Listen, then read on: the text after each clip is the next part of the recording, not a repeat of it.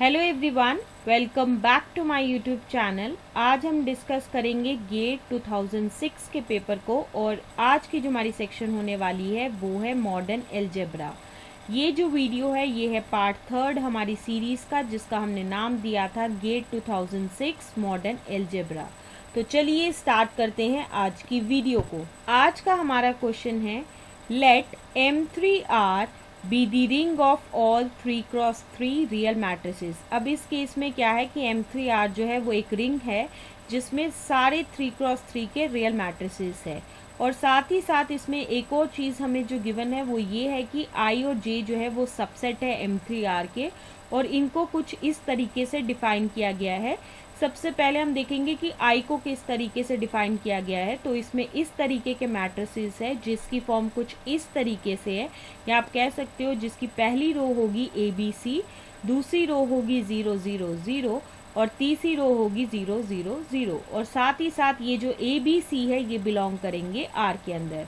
दूसरी चीज़ हमें गिवन है वो J है, और इसमें इस तरीके के मैट्रिसेस हैं जिसकी पहली रो है A0 0, दूसरी रो है B0 0 और तीसरी रो है C0 0, और साथ ही साथ ये जो ABC है ये बिलोंग कर रहा है R के अंदर। सो इसी तरीके से I और J को जो है वो डिफाइन किया गया है, और ये दोनों के दोनों जो है वो सबसेट्स है M3R के। अब इस क्वेश्चन में बेसिकली हमें पूछा क्या गया है, हमें 4 ऑप्शंस दिए गए हैं और हमें बताना है कि इन चारों में से कौन सा ऑप्शन सही है। तो सबसे पहला ऑप्शन जो हमें गिवन है वो ये है कि I जो है वो राइट आइडियल होगा और J जो है वो लेफ्ट आइडियल होगा। ऑप्शन बी जो है हमें गिवन है कि I एंड J जो है वो दोनों के दोनों जो है वो लेफ्ट आइडियल है। ऑप्शन सी जो है वो ये है कि I और J जो है वो दोनों के दोनों जो है वो राइट आइडियल है। और ऑप्शन डी जो हमें गिवन है वो ये है कि I जो है वो लेफ्ट आइडियल है और J जो है वो राइट आइडियल है। सो ये 4 ऑप्शंस हमें गिवन है और हमें बताना है कि इन चारों में से सही ऑप्शन क्या है। ओके, तो चलिए डिस्कस करते हैं इस क्वेश्चन के सोल्यूशन को। और सोल्यूशन को डिस्कस करने से पहले हम डिस्कस करेंगे कुछ इंपॉर्टेंट कॉन्सेप्ट्स को जिसको हम यूज़ करेंगे वाइल सॉल्विंग दिस क्वेश्चन। सबसे पहला कॉन्सेप्ट जो हम डिस्कस करेंगे that is concept of MNF। अब ये MNF क्या होता है? इस केस में MNF जो है वो एक सेट है जिसमें वो सारे मैट्रिसेस है जिनका ऑर्डर n क्रॉस n है और जिसकी सारी एंट्रीज जो है वो किसी फील्ड F से है। इसी चीज़ को हम सेट फॉर्म में ऐसे लिख सकते हैं, इसमें वो सारे A हैं where A is equal to है Aij n cross n such that Aij belongs to F। साथ ही साथ ये जो MNF है ये एक रिंग है with respect to addition and multiplication of matrices. अगर F जो है वो एक इनफाइनाइट फील्ड है तो उस केस में या तो F जो है वो R के बराबर होगा, या ये C के बराबर होगा, और या तो ये Q के बराबर होगा। अगर F जो है वो R के बराबर है तो उस केस में MNR जो है वो एक ऐसा सेट होगा जिसमें वो सारे मैट्रिसेस होंगे जिनका ऑर्डर n क्रॉस n होगा और जिसकी सारी एंट्रीज जो है वो फील्ड R से होगी।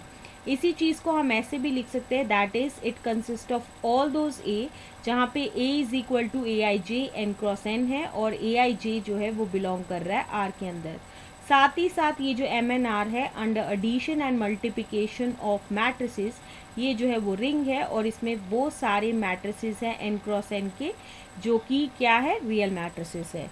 So this is the concept of MNF। Okay, next जो हम डिस्कस करने वाले हैं that is concept of idols, और इसमें सबसे पहली चीज़ हम डिस्कस करेंगे दैट इज लेफ्ट आइडल।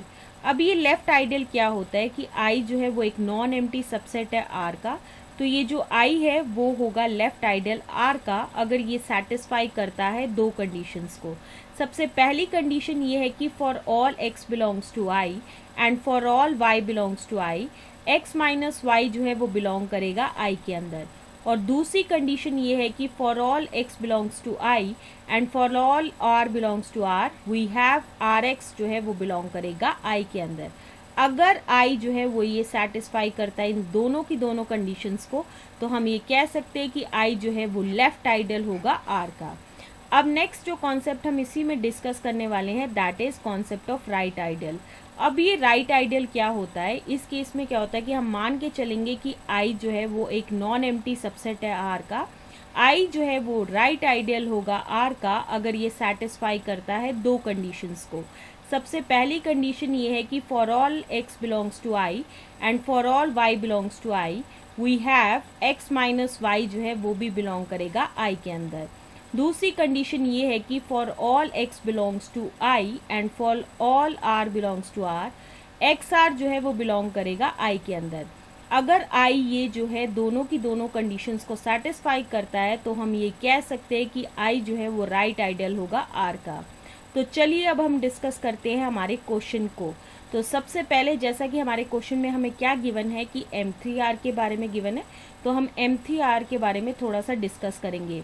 तो M3R क्या होगा, ये एक ऐसा सेट होगा जिसमें वो सारे मैट्रिसेस होंगे जिनका ऑर्डर 3x3 होगा और इसकी सारी एंट्रीज जो है वो फील्ड R से होगी।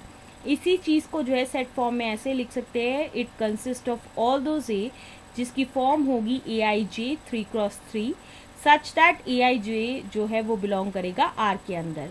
और ये जो है वो रिंग है, और ये कैसी रिंग है जिसमें 3x3 के रियल मैट्रिसेस हैं। Okay, so this is the concept of M3R।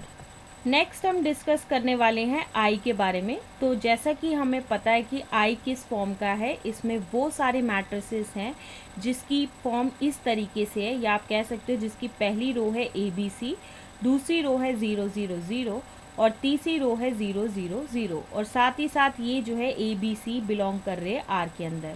सबसे पहले चीज़ कि I जो है वो एक नॉन एम्प्टी सबसेट है M3R का। अब ये I जो है वो नॉन एम्प्टी कैसे है, तो इसमें क्या होता है कि ये जो जीरो मैट्रिक्स है which is of the form जिसकी पहली रो है 0 0 0, दूसरी रो है 0 0 0 और तीसरी रो है 0 0 0, और ये जो है वो बिलोंग करेगा I के अंदर, जहाँ पे A is equal to B is equal to C is equal to 0 ये बिलोंग कर रहा है R के अंदर। तो इसी वजह से जो है ये जीरो मैट्रिक्स जो है वो कंटेन्ड है I के अंदर, तो इसी वजह से जो है I जो है वो एक नॉन एम्प्टी है। तो और साथ ही साथ जो है I जो है वो नॉन एम्प्टी सबसेट है M3R का, जैसा कि हमें क्वेश्चन में गिवन है। अब हम देखने वाले हैं कि I क्या लेफ्ट आइडियल है या ये राइट आइडियल है।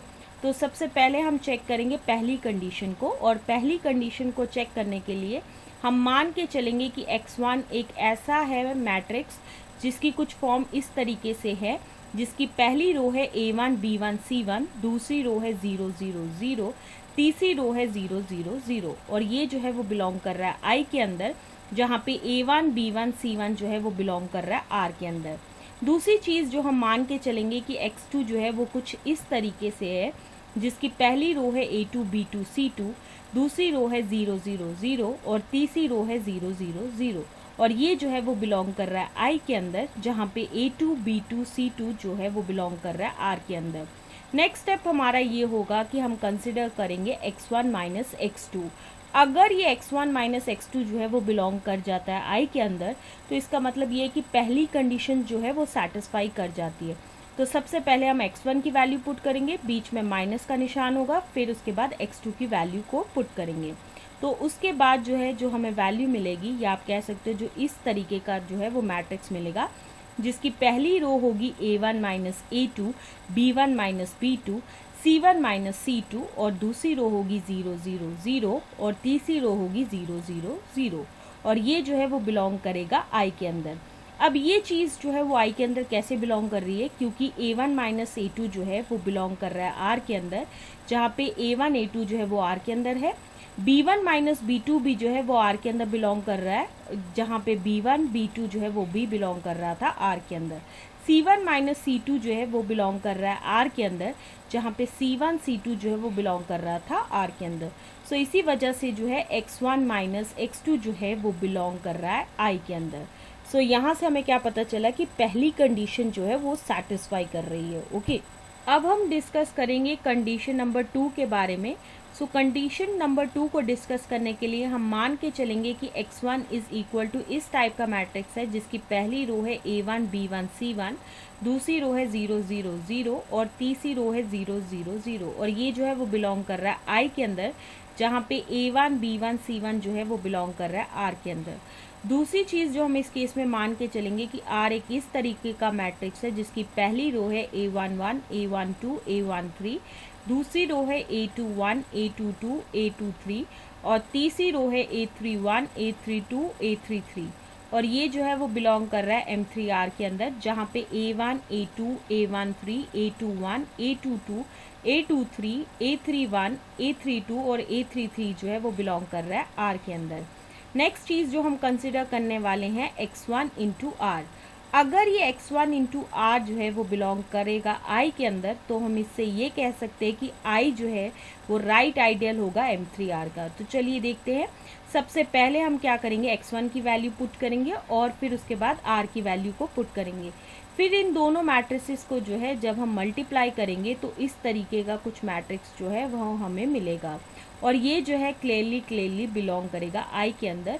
अब ये ऐसा क्यों हुआ कि I के अंदर कैसे आया, क्योंकि A1 A11 plus B1 A21 plus C1 A31 जो है वो बिलोंग कर रहा है R के अंदर, और साथ ही साथ इसमें और भी कुछ कंडीशंस है जो सेटिस्फाई कर रही है, that is A1 A12 plus B1 A22 C1 A32 belong कर रहा है R के अंदर, और तीसरी चीज़ जो इसमें सेटिस्फाई कर रही है that is A1 A13 plus B1 A23 plus C1 A33 जो है ये चीज़ जो है वो बिलोंग कर रही है R के अंदर।